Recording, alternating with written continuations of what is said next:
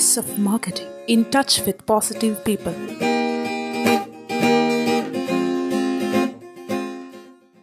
ഒരു retail shop തുടങ്ങുമ്പോൾ അതിൻ്റെ ലൊക്കേഷൻ എങ്ങനെയായിരിക്കണം? ഏത് ഏരിയയിലാണ് ഒരു റീറ്റെയിൽ ഷോപ്പ് സ്റ്റാർട്ട് ചെയ്താൽ സക്സസ് ആകുന്നത്? ഏതെല്ലാം പ്രോഡക്റ്റ് റേഞ്ചുകൾ അവിടെ ഡീൽ ചെയ്യപ്പെടണം? അതിന് കൃത്യമായൊരു സമയനിഷ്ഠത പാലിക്കേണ്ടതുണ്ടോ ഒരു റീറ്റെയിൽ ഷോപ്പ്? ഒരു റീറ്റെയിൽ ഷോപ്പുകാരൻ സമയനിഷ്ഠത കാണിക്കേണ്ടതുണ്ടോ? അങ്ങനെ സമയനിഷ്ഠത കാണിച്ചാൽ അത് ട്രസ്റ്റ് ബിൽഡപ്പ് ചെയ്യാൻ അത് ഉപകാരപ്പെടുമോ? കൃത്യമായ ഒരൊറ്റ ലൊക്കേഷനിൽ തന്നെ ഒരു റീറ്റെയിൽ ഷോപ്പ് കണ്ടിന്യൂ ചെയ്താൽ എന്തെല്ലാം ബെനിഫിറ്റുകൾ ആ റീറ്റെയിൽ ഷോപ്പിന് ഫ്യൂച്ചറിൽ ഭാവിയിൽ ഉണ്ടാകാനുള്ള സാധ്യതകളുണ്ട്? ഈ ഒരു ഏരിയയെക്കുറിച്ചിട്ട് നമുക്ക് ഡിസ്കസ് ചെയ്ത് പോകാം. ഒരു റീറ്റെയിൽ ഷോപ്പ് ഇന്ന് സാധാരണഗതിയിൽ കണ്ടുവരുന്നത് നമ്മുടെ വീടുകളോട് ചേർന്ന് പലരും റീറ്റെയിൽ ഷോപ്പ് ആരംഭിക്കുന്നുണ്ട്. അത് റിട്ടയർഡ് പേഴ്സണൊക്കെ അവർ ഹസ്ബൻഡ് ആൻഡ് വൈഫായിട്ട് വളരെ ഭംഗിയായിട്ട് തന്നെ ആ റീറ്റെയിൽ ഷോപ്പ് സ്റ്റാർട്ട് ചെയ്യുന്നത് കാണാം. കുറച്ചുകൂടി മാറിയിട്ടാണെങ്കിൽ ഓണേഴ്സ് അതിൻ്റെ റീറ്റെയിൽ ഷോപ്പിൻ്റെ ഓണറിൻ്റെ വീടിനോട് കുറച്ച് അകലെയായിട്ടും അങ്ങനെ ഒരു ഷോപ്പ് സ്റ്റാർട്ട് ചെയ്യുന്നതായിട്ട് കാണുന്നുണ്ട്. ഒരു ലൊക്കേഷൻ നമ്മൾ സെലക്ട് ചെയ്യുമ്പോൾ, റീറ്റെയിൽ ഷോപ്പ് തുടങ്ങാൻ വേണ്ടിയിട്ട് ഒരു ലൊക്കേഷൻ സെലക്ട് ചെയ്യുമ്പോൾ ശ്രദ്ധിക്കേണ്ട കാര്യങ്ങൾ എന്തൊക്കെയുണ്ട്? ഈ ഒരു ഏരിയയെക്കുറിച്ചിട്ട് സംസാരിക്കുമ്പോൾ എനിക്ക് തോന്നുന്നു കൃത്യമായിട്ട് ഒരു റീറ്റെയിൽ ഷോപ്പ് സ്റ്റാർട്ട് ചെയ്യുമ്പോൾ അതിൻ്റെ ലൊക്കേഷന് വളരെയധികം പ്രാധാന്യമുണ്ട്. ആ ലൊക്കേഷനിലേക്ക് ആളുകൾക്ക് എത്തിപ്പെടാനുള്ള ലാൻഡ്മാർക്ക് കൃത്യമായിട്ടുണ്ടായിരിക്കണം. സ്വന്തമായി ഒരു സ്ഥലത്തല്ല തുടങ്ങുന്നതെങ്കിൽ കുറച്ച് വർഷങ്ങളുടെ ഒരു എഗ്രിമെൻറ്റ് ഉണ്ടാകുന്നത് നന്നായിരിക്കും, നല്ല ലൊക്കേഷനാണെങ്കിൽ. കാരണം പറഞ്ഞാൽ ഒരു കസ്റ്റമർ അവിടെ വന്ന് എന്തെങ്കിലും സാധനം, ഒരു ഗ്യാരണ്ടിയുള്ള ഒരു ഐറ്റം പർച്ചേസ് ചെയ്തുകൊണ്ട് പോകുമ്പോൾ അയാൾക്കൊരു ട്രസ്റ്റ് വേണം. ഈ ഷോപ്പ് ഇവിടെ ഉണ്ടാകും, ഞാൻ നാളെ കഴിഞ്ഞ് വന്നാൽ, ഒരു വർഷം കഴിഞ്ഞ് വന്നാലും ഈ റീറ്റെയിൽ ഷോപ്പ് ഇവിടെ ഉണ്ടാകും. ചിലപ്പോൾ 5 വർഷത്തെ ഗ്യാരണ്ടിയിലായിരിക്കും എന്തെങ്കിലും ഐറ്റം വാങ്ങിച്ചുകൊണ്ട് പോകുന്നത്. പല ഐറ്റങ്ങളുണ്ടല്ലോ, മോട്ടർ ആയാലും അങ്ങനെ ഹോം അപ്ലയൻസ് ഉള്ള ഐറ്റംസ് എല്ലാത്തിനും ഗ്യാരണ്ടി 1, 2, 3, 4 വർഷം കൊടുക്കുന്നുണ്ട്. അപ്പോൾ ഒരു 4 വർഷം 5 വർഷം ഗ്യാരണ്ടി കൊടുത്ത് ഒരു കസ്റ്റമർ ഒരു റീറ്റെയിൽ ഷോപ്പിൽ നിന്ന് ഒരു ഐറ്റം പർച്ചേസ് ചെയ്യുമ്പോൾ, ഒരു പ്രോഡക്റ്റ് പർച്ചേസ് ചെയ്യുമ്പോൾ സാധാരണഗതിയിൽ ആ കമ്പനിയേക്കാൾ ഉപരിയായിട്ട് ആ റീറ്റെയിലറോടുള്ള ട്രസ്റ്റ് കൊണ്ടായിരിക്കും ആ കസ്റ്റമർ ആ പ്രോഡക്റ്റ് വാങ്ങിച്ചു പോകുന്നത്. ശരിയാണല്ലോ? നമ്മളെല്ലാവരും ആദ്യം കാണുന്നത് കമ്പനിയല്ല കാണുന്നത്, ആ ഒരു റിലേഷനാണ്. ആദ്യം ആ കസ്റ്റമർ ആദ്യം വിശ്വസിക്കുന്നത് അവിടെ നിൽക്കുന്ന സ്റ്റാഫുകളെയോ അല്ലെങ്കിൽ ആ റീറ്റെയിൽ ഷോപ്പിൻ്റെ ഓണറെയോ ആയിരിക്കും ആദ്യം വിശ്വസിക്കുന്നത്. പിന്നെ ആ സ്ഥലത്തെ വിശ്വസിക്കുന്നു, ആ ലൊക്കേഷൻ വിശ്വസിക്കുന്നു. ഇത് നമ്മുടെ അടുത്ത ചങ്ങാതിയുടെ ഷോപ്പാണ്, ഇവിടുന്ന് വാങ്ങിച്ചാൽ കുഴപ്പമില്ല, ഒരു പ്രോബ്ലം വന്നാലും അത് മാറ്റി കിട്ടും, കംപ്ലൈൻറ്റ് വന്നാലും മാറ്റി കിട്ടും, എന്ത് പ്രശ്നം വന്നാലും എനിക്ക് മാറ്റി കിട്ടും. പുള്ളി സ്ഥിരമായിട്ട് അവിടെ ഇരിക്കുന്ന വ്യക്തിയാണ്. ആ ഇരിക്കുന്ന വ്യക്തി എന്നതിന് ഒരു റീറ്റെയിലറെ സംബന്ധിച്ചിടത്തോളം, കസ്റ്റമറെ സംബന്ധിച്ചിടത്തോളം വളരെയധികം ഇമ്പോർട്ടൻ്റ് ഉണ്ട്. അയാൾ സ്ഥിരമായിട്ട് അവിടെ ഇരിക്കുന്ന വ്യക്തിയാണ്, അല്ലെങ്കിൽ സ്വന്തം പ്രമിസസിലാണ്, സ്വന്തം ലാൻഡിലാണ് പുള്ളി ആ ഷോപ്പ് തുടങ്ങിയിരിക്കുന്നത്. ആ രീതിയിൽ ഇതിനെക്കുറിച്ച് നമുക്ക് ഡിസ്കസ് ചെയ്യുമ്പോൾ ഒരു റീറ്റെയിൽ ഷോപ്പിൻ്റെ ഒരു എക്സിസ്റ്റൻസ് കിട്ടണമെങ്കിൽ, ഒരു സ്ഥിരത, ഒരു റീറ്റെയിൽ ഷോപ്പ് നടത്തുന്ന റീറ്റെയിൽ ഷോപ്പിലേക്ക് മറ്റുള്ള കസ്റ്റമേഴ്സിനെ അട്രാക്റ്റ് ചെയ്യുന്നത് ഒരു പരിധി വരെ സ്വന്തം ലാൻഡായിരിക്കണം, അല്ലെങ്കിൽ റെൻ്റലായിരിക്കണം. അതിനൊരു ലോങ് ടൈം എഗ്രിമെൻ്റ് ഉള്ള ഒരു ബിൽഡിംഗ് ആണെങ്കിൽ കുറച്ചുകൂടി ബെറ്റർ ആയിരിക്കും. ഇന്നത്തെ കാലത്ത് റെൻ്റൊക്കെ വളരെ കൂടുതലാണ് അല്ലേ? റെൻ്റൊക്കെ കൂടുതലായിട്ട് നിൽക്കുമ്പോൾ അവർക്ക് അത് മുന്നോട്ട് കൊണ്ടുപോകാനും വളരെ പ്രയാസമായിരിക്കും. അങ്ങനെയുള്ള സാഹചര്യത്തിൽ ആ ലാൻഡ് ഓണറായിട്ട് ഒരു ലോങ് ടൈം എഗ്രിമെൻറ്റ് ചെയ്യുന്നത് നന്നായിരിക്കും. അങ്ങനെയുള്ള ബിൽഡിങ്ങുകൾ എടുക്കുമ്പോൾ അയാൾക്ക് എക്സ്റ്റെൻഡ് ചെയ്യാൻ ആ റീറ്റെയിൽ കുറച്ചുകൂടി ഒരു സെക്ഷൻ കൂടി ആരംഭിക്കുകയാണ്, ഒരു സാനിറ്ററി സെക്ടർ കൂടി ആരംഭിക്കുകയാണ്, അല്ലെങ്കിൽ ഇലക്ട്രിക്കൽ സെക്ടർ കൂടി ആരംഭിക്കുകയാണ്, അല്ലെങ്കിൽ ഹോം അപ്ലയൻസ് ആരംഭിക്കുകയാണ്. അങ്ങനെ വിവിധങ്ങളായ റീറ്റെയിൽ, ഒരു ഫുഡ് പ്രോഡക്റ്റിൻ്റെ വേറൊരു സെഗ്മെൻറ്റ് കൂടി ആരംഭിക്കുകയാണ്. അങ്ങനെ ആരംഭിക്കുമ്പോൾ അവിടെ ഡെവലപ്പ് ചെയ്യാൻ, കുറച്ചുകൂടി ഏരിയ ഡെവലപ്പ് ചെയ്യാനുള്ള ആ ബിൽഡിങ്ങിന് കുറച്ചുകൂടി ഏരിയ ഉണ്ടായിരിക്കണം. അങ്ങനെയുള്ള സ്ഥലത്ത് റീറ്റെയിൽ ഷോപ്പ് തുടങ്ങുകയാണെങ്കിൽ അത് വളരെ ബെറ്റർ ആയിരിക്കും. കുറച്ചുകൂടി അയാൾക്ക് എക്സ്റ്റെൻഡ് ചെയ്യുന്ന സമയം വരുമ്പോൾ ആ റീറ്റെയിലുകാരൻ കുറച്ചുകൂടി ഗ്രോത്ത് ചെയ്തു. അപ്പോൾ ഒരു റീറ്റെയിൽ ഷോപ്പ് തുടങ്ങുമ്പോൾ ഏറ്റവും ശ്രദ്ധിക്കേണ്ട കാര്യം, ആ റീറ്റെയിൽ ഓണർ ശ്രദ്ധിക്കേണ്ട കാര്യം, വളരെ നല്ല ലാൻഡ്, വളരെ നല്ല ബിൽഡിംഗ് ആയിരിക്കണം. ആളുകൾക്ക് വന്ന് പോകാനുള്ള നല്ല ലൊക്കേഷൻ അവിടെ ഉണ്ടാകണം. ലൊക്കേഷൻ എന്ന് പറയുമ്പോൾ ടൗണിന് നടുക്കൊക്കെ ആയാൽ, ടൗണിൻ്റെ അകത്തേക്ക് കയറിയുള്ള ഏരിയയിലൊക്കെ ആയാൽ ചിലപ്പോൾ ഒന്ന് വണ്ടി പാർക്ക് ചെയ്തിട്ട് അത് വാങ്ങിച്ചു പോകാൻ പ്രയാസമായിരിക്കും. കുറച്ചുകൂടി വണ്ടികളൊക്കെ പാർക്ക് ചെയ്യാൻ പറ്റുന്നത്, ഇന്ന് എല്ലാവർക്കും വണ്ടിയല്ലേ, ചെറിയ കുട്ടികൾക്ക് പോലും വണ്ടിയിലാണ് അവർ നടക്കുകയുള്ളൂ. നമ്മുടെ പഴയ ഒരു കാലമല്ല, ഒന്ന് ജസ്റ്റ് കടയിൽ പോകണമെങ്കിലും അപ്പോഴും ബൈക്ക് എടുക്കും അല്ലെങ്കിൽ കാർ എടുക്കും. അങ്ങനെ ഒരു കാലഘട്ടത്തിലാണ് നമ്മൾ ജീവിക്കുന്നത്. അപ്പോൾ നടന്നു പോയി ഒരു പ്രോഡക്റ്റ് പർച്ചേസ് ചെയ്തുകൊണ്ട് പോകുന്ന ഒരു സിസ്റ്റം നമ്മുടെ മുമ്പിൽ നിന്നും അസ്തമിച്ചിരിക്കുന്ന ഒരു കാലഘട്ടത്തിലാണ് നമ്മൾ ജീവിക്കുന്നത്. അപ്പോൾ തന്നെ വണ്ടി പാർക്ക് ചെയ്യാൻ, 2 വീലർ ആണെങ്കിലും 4 വീലർ ആണെങ്കിലും അത് മറ്റുള്ള വാഹനങ്ങൾക്ക് ബ്ലോക്ക് ഉണ്ടാകാത്ത രീതിയിൽ കുറച്ച് അകത്തേക്ക് കയറി പാർക്ക് ചെയ്യാൻ പറ്റുന്ന ഒരു ഏരിയയിൽ, കുറച്ചൊക്കെ പാർക്കിംഗ് ഏരിയ ഉള്ള ഷോപ്പായിരിക്കണം. അതുപോലെ തന്നെ ലോങ് ടൈം ആ ബിൽഡിങ് കുറച്ച് എക്സ്റ്റെൻഡ് ചെയ്യാൻ സാധിക്കുന്ന ഒരു ബിൽഡിംഗ് ആയിരിക്കണം. ഇത് മാത്രമല്ല, കുറച്ചുകൂടി ഒരു ലാൻഡൊക്കെ എടുത്ത് ചെയ്യുകയാണെങ്കിൽ ഏറ്റവും നന്നായിരിക്കും. സ്വന്തമായി ഒരു ലാൻഡിൽ ഒരു ചെറിയ ബിൽഡിങ് ഉണ്ടാക്കിയ ശേഷം അവിടെ ഒരു ചെറിയ ഷോപ്പിൽ സ്റ്റാർട്ട് ചെയ്യുകയാണെങ്കിലും ആ ബിസിനസ് എക്സ്റ്റെൻഡ് ചെയ്യുന്നതനുസരിച്ച് ആ ബിൽഡിങ് ആ ചെറിയ ഷോപ്പിലാണെങ്കിൽ പോലും കൂടുതൽ പ്രോഡക്റ്റ് വെച്ച്, ഓരോരോ പ്രോഡക്റ്റ് വെച്ച് അത് ഡെവലപ്പ് ചെയ്ത് വലിയ ഷോപ്പാക്കി നമുക്ക് മാറ്റാൻ പറ്റും. പിന്നെ സ്വന്തം ലാൻഡാണെങ്കിൽ, സ്വന്തം ലാൻഡിൽ ബിസിനസ് ചെയ്യുമ്പോൾ ആരോടും ചോദിക്കേണ്ട കാര്യമില്ല.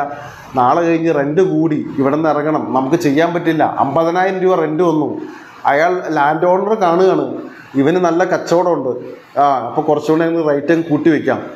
അപ്പോൾ ഒരു സമയപരിധി ഇല്ലാതെ, നിയമത്തിന് അനുസൃതമല്ലാതെ പോലും ലാൻഡ് ഓണർ ചിലപ്പോൾ പറയും അടുത്ത മാസം ഇവിടെ തുടരണമെങ്കിൽ ഇപ്പോൾ കൊടുക്കുന്ന റെൻറ്റിനേക്കാൾ കൂടുതൽ റെൻറ്റ് തരേണ്ടി വരും, അല്ലെങ്കിൽ 50,000 രൂപ റെൻറ്റ് തരണം ഞങ്ങൾക്ക്. അപ്പോൾ എനിക്ക് ഈ ബിൽഡിങ്ങിൽ 1,00,000 രൂപ റെൻറ്റ് തരാൻ തയ്യാറായി ആൾ നിൽക്കുന്നുണ്ട്, ഞാൻ എന്ത് ചെയ്യണം? അപ്പോൾ പിന്നെ പ്രശ്നങ്ങളായി, ലീഗലി ഇഷ്യൂകളായി. ഇതിനേക്കാളൊക്കെ നല്ലത് സ്വന്തമായിട്ട് ഒരു എഗ്രിമെൻ്റ് വെച്ചിട്ട്, ആ എഗ്രിമെൻ്റ് ഒരു ലോങ് ടൈം എഗ്രിമെൻ്റ് വെച്ച് കിട്ടുകയാണെങ്കിൽ ഏറ്റവും ബെറ്ററായി. ഒരു റീറ്റെയിലർ ചെറിയ ഷോപ്പ് സ്റ്റാർട്ട് ചെയ്യുമ്പോൾ തന്നെ അയാൾക്കൊരു ഡ്രീം ഉണ്ടാക്കിയെടുക്കണം. എനിക്ക് സ്വന്തമായി 5 സെൻറ്റ് സ്ഥലം വാങ്ങിക്കണം, അതിനകത്ത് 2-3 നില പണിയാൻ എനിക്ക് സാധിക്കണം, അല്ലെങ്കിൽ ചെറുതായിട്ടെങ്കിലും പണിയാൻ സാധിക്കണം. അത് ഒരു ബിൽഡിങ് സ്വന്തമായി കൺസ്ട്രക്റ്റ് ചെയ്ത് അതിലേക്ക് മാറാൻ എനിക്ക് സാധിക്കണം എന്നുള്ള ഡ്രീമെങ്കിലും ഒരു റീറ്റെയിലർ കൊണ്ട് നടക്കുന്നത് വളരെ ബെറ്റർ ആയിരിക്കും. ആ രീതിയിൽ മുന്നോട്ട് പോവുകയാണെങ്കിൽ, ആ രീതിയിൽ നിങ്ങളുടെ ബിസിനസ് വളർത്തിയെടുക്കാൻ ശ്രമിച്ചാൽ അത് വളരെ ഗ്രോത്തിലേക്ക് വരാനുള്ള ഒരു സാധ്യതയുണ്ട്. അപ്പോൾ ലൊക്കേഷൻ്റെ കാര്യമാണ് ഞാൻ ചെറുതായി ഒന്ന് പറഞ്ഞു വെച്ചത്. ഇപ്പോൾ ഈ ലൊക്കേഷൻ്റെ കാര്യം നോക്കുമ്പോൾ 7:30 വരെ നിങ്ങളുടെ ഷോപ്പ്, 7 PM വരെ ഈ ഷോപ്പ് ഓപ്പൺ ആയിരിക്കും. ആ ഒരു ട്രസ്റ്റ് കസ്റ്റമറിന് കൊടുക്കാൻ സാധിക്കണം. നിങ്ങൾ യാത്ര ചെയ്യുന്ന ഏരിയ കുറച്ച് ദൂരെ നിന്നാണെങ്കിൽ 7 മണിക്ക് ആ ഷോപ്പിൽ എനിക്ക് എത്താൻ പറ്റും. ആ റീറ്റെയിൽ ഷോപ്പുകാരൻ തൻ്റെ ഷോപ്പ് അടയ്ക്കുന്നത് 7:30-നാണ്. അത് കൃത്യനിഷ്ഠ അതിനകത്ത് കാണിക്കുന്നുണ്ട്. പല റീറ്റെയിലേഴ്സും ആ കാര്യത്തിൽ വളരെ അക്യുറസി ആണ്.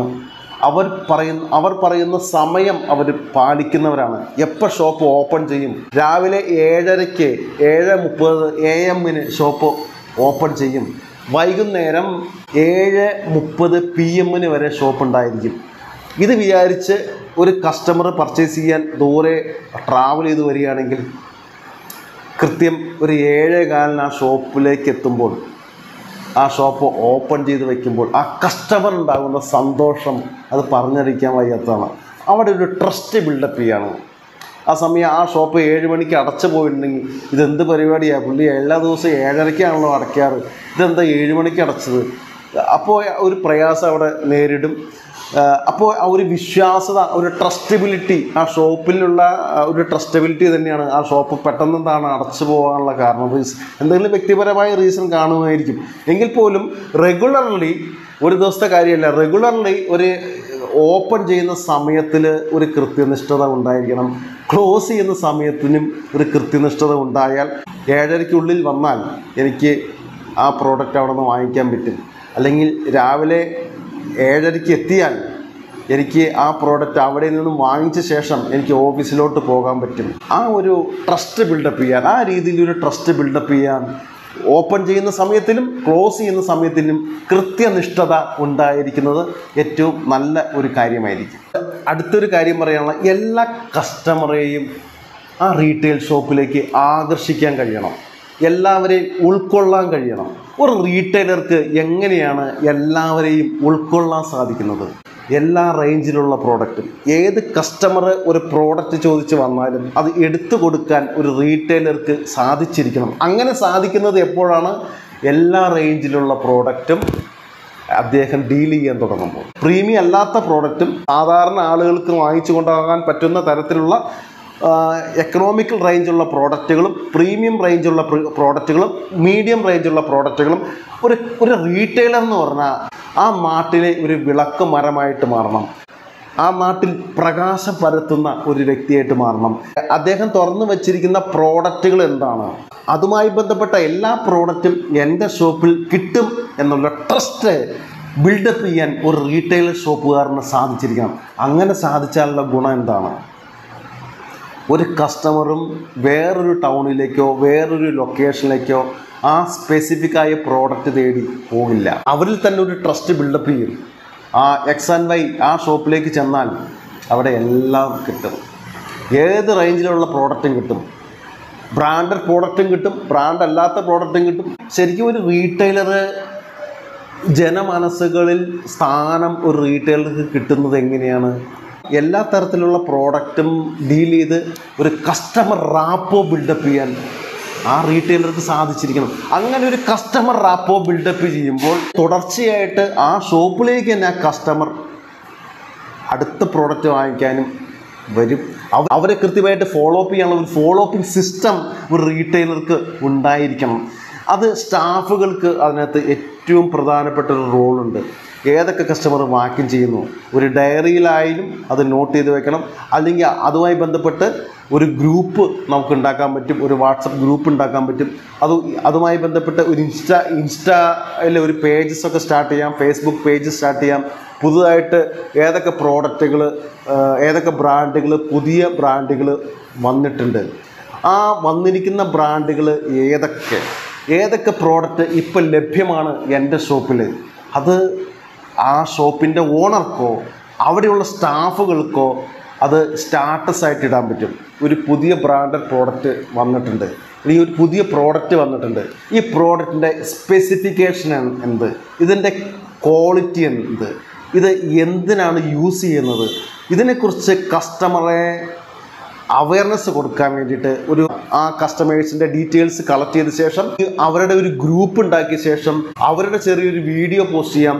ഒരു സ്റ്റാഫ് സംസാരിക്കുന്നു, ആ പ്രോഡക്റ്റിനെ കുറിച്ച് സംസാരിക്കുന്നു, ഈ പ്രോഡക്റ്റിൻ്റെ സ്പെസിഫിക്കേഷൻ ഇതാണ്, ഇതിൻ്റെ ക്വാളിറ്റി ഇതാണ്, ഇത് ഇങ്ങനെയുള്ള കാര്യങ്ങൾക്കൊക്കെ യൂസ് ചെയ്യാൻ പറ്റും. അതിനെക്കുറിച്ച് ആ സ്റ്റാഫോ അല്ലെങ്കിൽ എൻ്റെ ഓണറോ രണ്ട് വാക്ക് ആ ഗ്രൂപ്പിൽ സംസാരിക്കുകയാണെങ്കിൽ ഈ പുതിയ പ്രോഡക്റ്റ് ഇപ്പോൾ ലഭ്യമാണ് ഷോപ്പിൽ. ഒരു റീറ്റെയിലറെ സംബന്ധിച്ചിടത്തോളം ഗുണകരമായി അത് ഭവിക്കും എന്നുള്ള കാര്യത്തിൽ യാതൊരു സംശയവുമില്ല. ആവശ്യക്കാർ എത്തിച്ചേരും, ആ ഗ്രൂപ്പിലേക്ക് കൂടുതൽ ആളുകളെ ആഡ് ചെയ്യാം, കൂടുതൽ പ്രോഡക്റ്റുകൾ നമുക്ക് ആഡ് ചെയ്യാൻ പറ്റും. ഇതുമായി ബന്ധപ്പെട്ട് ഒരു പ്രോഡക്റ്റ് ആവശ്യമുണ്ടെന്ന് ഒരു കസ്റ്റമർ പറയുകയാണ്, കൺസ്യൂമർ പറയുകയാണ്, അല്ലെങ്കിൽ ഒരു കോൺട്രാക്ടേഴ്സ് പറയുകയാണ്, അല്ലെങ്കിൽ ഒരു പ്ലംബേഴ്സ് അല്ലെങ്കിൽ ഇലക്ട്രീഷ്യന്മാർ, അല്ലെങ്കിൽ ബൾക്കായിട്ട് പർച്ചേസ് ചെയ്തുകൊണ്ട് പോകുന്ന ഹോം അപ്ലയൻസ് ഒക്കെ ബൾക്കായിട്ട് പർച്ചേസ് ചെയ്ത് കൊണ്ടുപോകുന്ന ഒരു കോൺട്രാക്ടർ, സബ് കോൺട്രാക്ടേഴ്സ്, എൻജിനീയേഴ്സ്, അവർ പറയുകയാണ് ഞങ്ങൾക്ക് ഇങ്ങനെയുള്ള കുറച്ച് പ്രോഡക്റ്റ് ആവശ്യമുണ്ട്. ഇങ്ങനെയൊക്കെയാണ് എൻക്വയറി ക്രിയേറ്റ് ചെയ്യപ്പെടുക. അവർ വാക്കിൻ ഷോപ്പിലേക്ക് കൊണ്ടുവരിക.